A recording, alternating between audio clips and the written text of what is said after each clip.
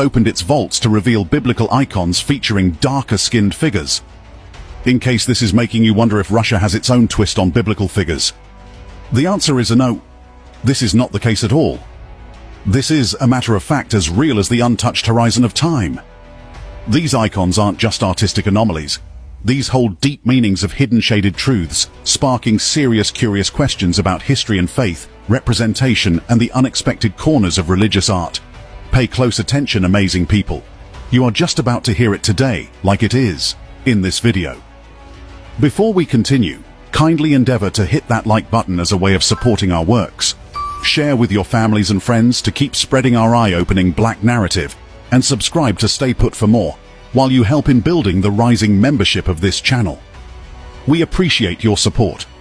First and foremost, let's start with the person of the most popular name in the world today, Jesus. Mark chapter 4 verse 22. For there is nothing hidden which shall not be manifested, neither anything kept secret that would not be brought to light. For centuries, the most common image of Jesus Christ, at least in Western cultures, has been that of a bearded, fair-skinned man with long, wavy, light brown or blonde hair and often blue eyes. But the Bible doesn't describe Jesus physically, and all the evidence we do have today indicates that he probably looked very well different from how he has long been portrayed. The Good Book offers few clues about Christ's physical appearance. Most of what we know about Jesus comes from the first 4 books of the New Testament, the Gospels of Matthew, Mark, Luke, and John. According to the Gospels, Jesus was a Jewish man born in Bethlehem and raised in the town of Nazareth in Galilee, formerly Palestine, now northern Israel. During the 1st century, we know that Jesus was about 30 years old when he began his ministry. So tells us the Bible book of Luke chapter 3 verses 23. But the Bible tells us virtually nothing about what he looked like, except that he didn't stand out in any particular way. The historical Jesus likely had the brown eyes and skin of other 1st century Jews from Galilee, a region in biblical Israel. But no one knows exactly what Jesus looked like. There are no known images of Jesus from his lifetime, and while the Old Testament kings Saul and David are explicitly called tall and handsome in the Bible, there is little indication of Jesus' appearance in the Old or New Testaments. In addition, when Jesus was arrested in the Garden of Gethsemane before the crucifixion, Judas Iscariot had to point Jesus out to his soldiers among the disciples, presumably because they all appeared similar to one another. But the words of the Bible in itself did not hint on the reasons behind their similarities. Whether they were white or black, or why or how they looked too similar, it did not tell.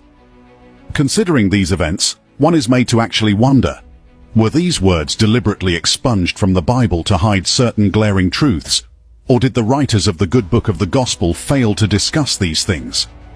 However, the portrayal of Jesus as a white European man has come under renewed scrutiny during this period of introspection over the legacy of racism in society, and over the actuality of truth.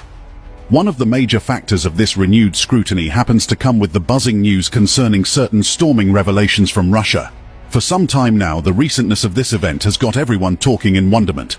Russian President Vladimir Putin has decided to move one of Russia's holiest icons from a museum to a Moscow cathedral.